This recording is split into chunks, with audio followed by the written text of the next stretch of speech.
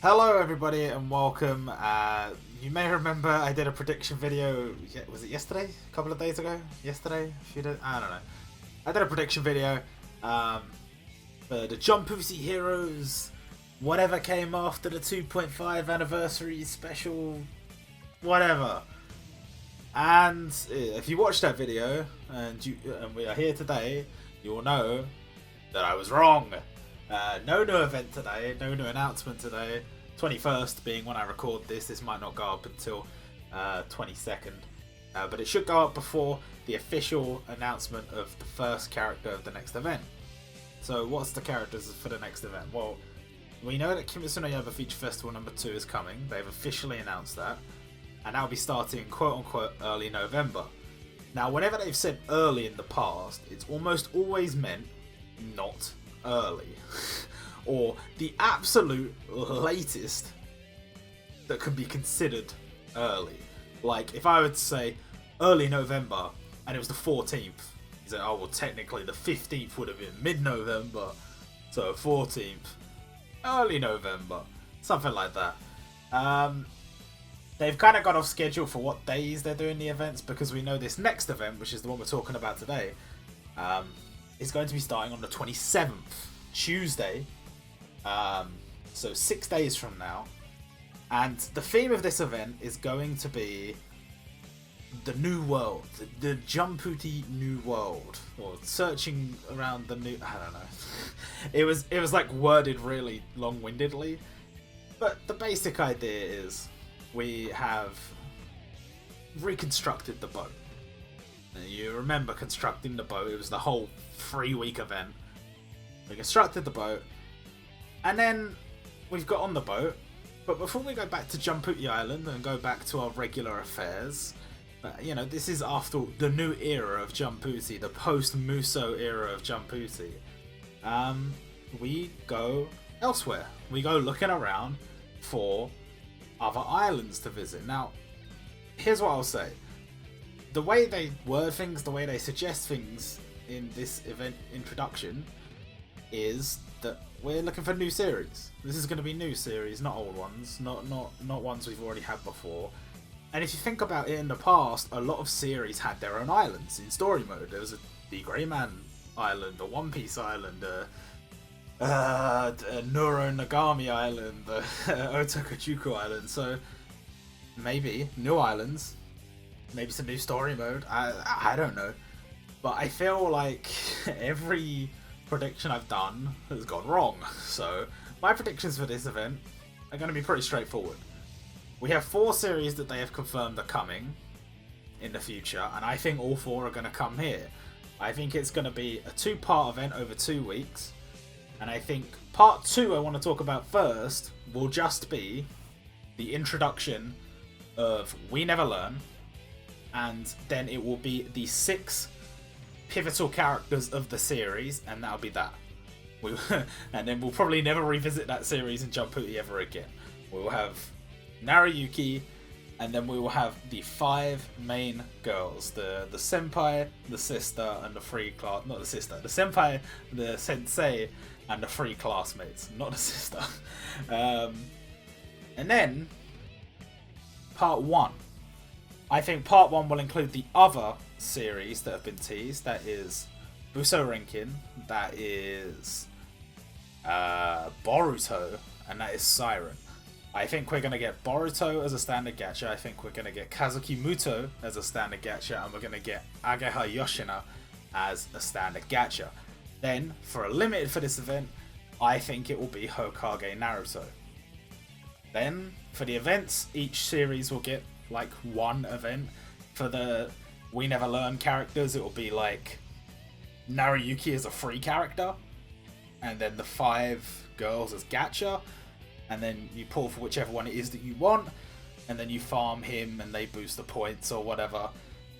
This is this is just theories. It could also be the other way around. You just summon for him and you farm all the girls, but I don't think they do that, because realistically we know where they're making their money. Let's be real. It's not from Naruyuki, it's from the other characters. So what I think is, it's gonna be event an event that has in total probably around 10 units for about 2 weeks, which is about standard. But you know, this last event, almost 4 weeks, 1 day shy of 4 weeks, 10 units. That was 10 units to last us 1 day short of 4 weeks, a month. So maybe I'm getting a bit ahead of myself again, I don't know. And we have been kind of trying to factor in, you know, has the virus affected things? You know, they said they were going to rework sprites. Has that affected things? But one of the things that definitely has affected things is the runaway popularity of Kimitsunayaba to an absurd degree. We're talking box office sales like Japan's never seen degree. So what do you do when something's that popular? You milk it. And I know people don't like that, but that's how it is. And so I think there may have been a part of them that just said, look, obviously we're going to do more Kimitsunayaba, but we should do it later this year. And the dev team were like, well, hang on a minute, because we just did Kimitsunayaba. And they said, yes, but I want more. Because if we release this about when the movie's coming out, that's money. That's easy money in the bank. We get on trending, we get people finding our game through this event, and they see all these characters, they see the Rengokus and the Tanjiros and the whatever, and money in the bank. Money in the bank. That is why that Rengoku had his own special retweet campaign, even though he was a returning unit, because he is the feature character of the movie. He is going to have absolute huge recognizability right now. So people are like, oh shit, it's Rengoku. There's a game with Rengoku in it? Oh shit, I'll go play. Kimitsunayaba event. Oh, okay, cool. This is what they had planned. Now, whether that's affected how they're releasing units or what, I don't know. After my ordeal with RA Collection, I kind of feel like my feelings towards unit releases is whether you release lots at a time or you release not that many at a time, some level of consistency, some kind of bar that is set that we expect to reach, not every time, but almost every time, is something we want to strive for. Because in RA Collection, there were just random periods where they just dip out, no content, and when they came back, it'd be slightly less than last event. And then they dip out again, then they come back again, slightly less than last time. And they just kept doing that over and over.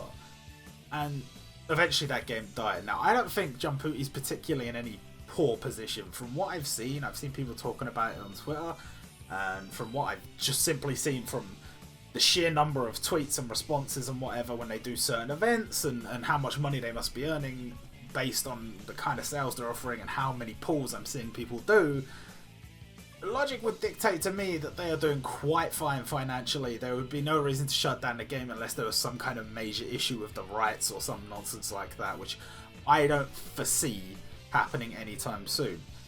But the whole issue with the content does kind of get on my nerves, because it's like if the bar was like 7 units for an event, and then they go, okay, every event lasts like 2 weeks, so you're averaging like 7 units every 2 weeks. Cool.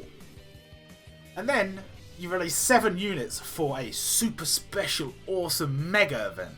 So, oh, okay. So we're going to get something good in the second part of this event, because like we got 7 units, that's what we normally get. So now, this huge event, that means we get 7 for this part, and then it'll be like a part 2 or something. We get another 7, or maybe we get a couple, and maybe at least 1 or 2 something. Instead, they took an event idea and said, yeah, this can last a month. This normal sized event can last a month. And it's kind of, I don't know. Especially considering the events weren't spread out. It was just kind of like, after the 2 weeks, as we would have expected, it ended pretty much. But then there was another 7 days of just like the same content, and then another 6 days of fucking reprints. I don't know. So it's conflicting feelings for me, but if I'm honest, if in terms of the characters we're looking at, in terms of the event we're potentially looking at, I think what we've got on our hands here, if it starts on the 27th, like look, if it starts on the 27th and ends on say the 10th or the 9th or something like that, so it's around a 2-week event and there's around like 8 to 10 characters in there, and then on top of that we get Kimitsunayaba Feature Festival right after, then everyone's going to be fine with that.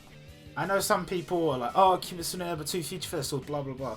I get it, I do, because I was the same about Naruto, I was the same about Hunter x Hunter, about Dragon Ball, about One Piece, whatever. But the bottom line is, it's so popular right now, they would actually be stupid to not do a Kimetsu no Yaiba event. It would actually be a horrific financial decision. The impact it would have on their business compared to if they do the event is phenomenal. They have to do one now. I know that sounds like I'm overstating it maybe a little bit, but it needs to be said that the popularity of this series is completely unprecedented. You don't have... People aren't... It's the middle of a virus and people are flocking to the cinemas in Japan in record numbers to see the next arc of this story animated. That's how popular it's become. Now, the story itself, you can have your own opinion on, but there's no doubt that the work that's been done with the animation is incredible and the art is incredible. So add that to what I already thought was a very good story. I really enjoyed the story. And what you've got is something really nice. It's a very good product that a lot of people are enjoying. So if it's that popular, they have no choice but to jump on the hype train. It's like all the YouTubers you've seen that have started playing Among Us to keep their views up. It's just how it is. It's just what everyone else is doing. It's just how it is. Now, that doesn't mean that Among Us, for example, is not a good game. It just means that everybody's milking it. And the same with Kimitsunayaba. It does not mean it's a bad series. It's a good series. It's just everybody's milking it. And sometimes it's got to be like that. Now, I don't really want to talk too much about Kimitsunayaba spoilers and stuff. I kind of touched on it in the last video. I talked about it a little bit, but you know, I don't want to talk about it here. I don't want to talk about spoilers here. I think just to turn focus back to the, I guess I don't know what we're calling it. The new continent, the new world event. New world? I'm gonna say new world. So for the new world event, obviously the wording conjures up images of Hunter x Hunter and Toriko that both have a forbidden continent, a dark continent, a new world, a new arc, whatever they call it in their given series. However, it also will conjure for some people images of the new world, One Piece. So, a One Piece Limited, I mean, I've been saying that a One Piece Limited should be on the horizon for quite some time. The last one we had was Mihawk, I think? No, surely we've had one since then. When was Mihawk? Oh, we had no. Was it Mihawk? No, it was during the One Piece event. It was Oden and Kaido. Not that long ago, but long enough ago that, look, I mean, it's One Piece, yeah, it's One Piece. It's got to have limits. It's got to. So for now, let's rule out Naruto. I'm gonna say Boruto bringing us Kage Naruto is a very real possibility. But if we're being real, we've just had a Naruto limited. Let's rule out the idea of Naruto being the limited for this event. And let's say that the main focus is new series. Who else would get it? Like who else other than like somebody from Boruto? Like, you're not really going to add anybody from Siren straight away as a limited. You're not going to add anyone from We Never Learned straight away as a limited. And I think whoever you did add, if you did add one of those characters straight away as a limited, I think that would be kind of weird, because the whole point is each character has their own story, their own ending. So, I don't know how that would work. And Buso Renkin, I'll admit I'm not super well versed on Buso Renkin. I know the rough overview, I know probably the characters that have the best chance of getting in are Kazuki Muto, the female protagonist character that was shown in the sketch that they gave us before, and then the main villain, which is the weird butterfly dude. So of those three, are any of them going to be limited? Probably not. And if one of them were to get limited, it wouldn't be at their introduction. However, just because they've mentioned 4 new series to be added doesn't mean that they're all going to happen here, and it doesn't mean that those are the only new series to be added. We still have Jujutsu Kaisen and Chainsaw Man that, in my opinion, are more than big enough and have been running plenty long enough to be included in the game. Chainsaw Man, I don't think there would be issues, but I could see how there could be issues because of the gory depictions, the violence, so on and so forth.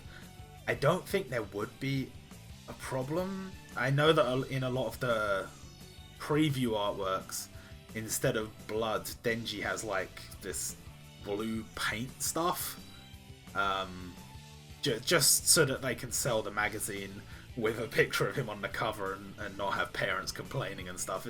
It's not blood, it's goo. It's fine. It's not an issue. I think they could do the same thing here, maybe. I'd prefer they didn't. I'd prefer they just put nothing there at all and it was just, you know, the chainsaws. Just have Denji in and transform into Chainsaw Man for his special. That would be fine. In my opinion, that would be fine. I would also say Jujutsu Kaisen, how has it not been added? How has it not been added? I don't really get it. I don't know. It's gotten popular enough that it's got its own anime and it's still not here. It's still not here. But here's what I suggest to you. What about, for this event, there's no limit. You know, we're going out into the new world, we're going out and trying new things, new continent, whatever.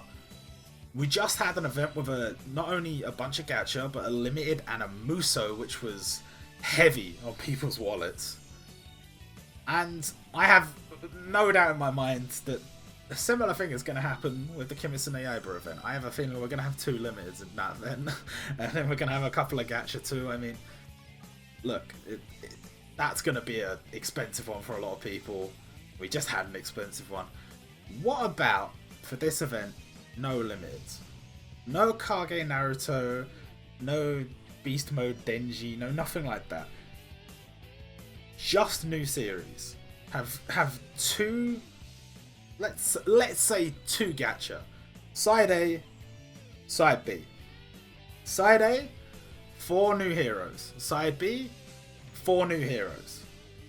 That's it. To be honest, I think 4 might be pushing it. Let's say 3 on each. 3 on side A, 3 on side B, and then you have 4 slots left for event units. And then that's it. And then, from there, we will have each of those series getting new content added at a later date.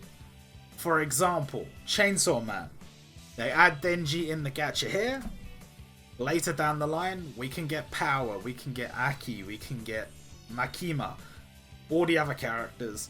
Maybe in a dedicated Chainsaw Man event, maybe not, I don't know. But if you think about it, the amount of times during this game's lifespan where they have released a character, the protagonist typically, as a standard gacha unit, and then later down the line, they have held a feature festival for that series, and then released a new version of that protagonist as a limited to go alongside the rest of the feature festival wherein they are adding new characters.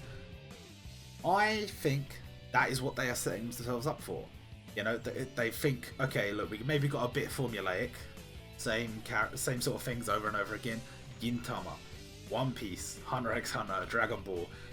People love these series, but if they love those series so much, they'll be playing games for those series as well.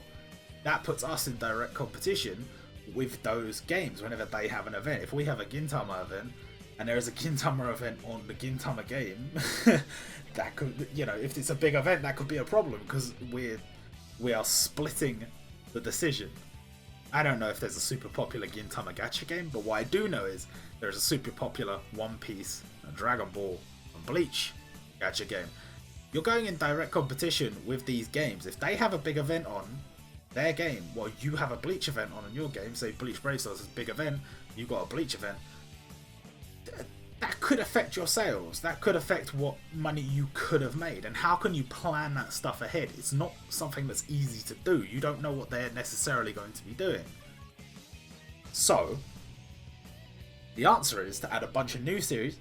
They don't have gacha. These series don't have gacha. Look, Kimitsunayaba is going to have a gacha game soon. It is being worked on. It is going to be released soon. But if you have all of the Kimitsunayaba characters added before that, then you're not competing with them. And the same can be said here. I'm sure one day there'll be a Jujutsu Kaisen and a Chainsaw Man and whatever gacha. But what if they're already in the game here and people can play with them here, and then later you can add a feature festival for them? You've set yourself up there and you're not directly competing with anybody. So, Side A and Side B. Side A, Kazuki Muto from Buso Rinkin. Let's say Denji from Chainsaw Man. And let's say Boruto from Boruto. And in Side B, Ageha Yoshina from Siren. Nariyuki Yuiga? I always get the second name wrong. Nariyuki from We Never Learn. And why can't I remember his name? Main character from Jujutsu Kaisen. Main character. I said main character. So you've got 6 new heroes there, and then you can throw in 4 farmables. I mean, there's a few candidates possibly from Siren. I don't know. There's a few candidates. Well, I mean, from Boruto, there's an ensemble cast. You can take your pick. But my point is, a smaller event, a calmer event. No limiteds, just if you want to summon for these characters, they're here. And if you don't, well, that's cool too. And then we roll into Kimitsunayaba, which will be a battlefield, a war ground, if you will. I don't know, but that's just my thoughts. A quick little video on what we might see. Really, I was just waffling for about 20 minutes, I don't know. But if you are interested in seeing what's coming next, we should be getting our first announcement at what time is it? 1500 JST on the 22nd, which is tomorrow for me recording this, but I don't know how long it's going to take me to edit and upload, so might be for today for you, but regardless, 1500 JST on the 22nd of October. Now, we should have our first announcement, and I am fairly certain you're going to open your game and click on the news and it's going to be Ageha Yoshina. However, I have been wrong almost every time I have made any such predictions, so feel free to come back to the video and leave a comment telling me how wrong I was when that does indeed happen. But until then, I'll see you guys later. Probably after they announce it. Yeah, probably after they make the announcement, I'll drop a video as well. I don't know. We'll see how much they announce. Full announcement should be on the 25th. Nope, that's not right. Is it the 25th? Yeah, 25th, Sunday. So we should get a full announcement Sunday. Unless they decide to announce it early on Friday, I don't know. But yeah, should be full announcement before the 27th, and I'll obviously have a big video up for you then. And I don't know. Fingers crossed for the best. For people hoping for all their favourite new series to be added, I'm rooting for you. For all the people hoping there's nothing too good and they can save for Kimitsunayaba, I'm right there with you, to be honest. And yeah, see you guys next time.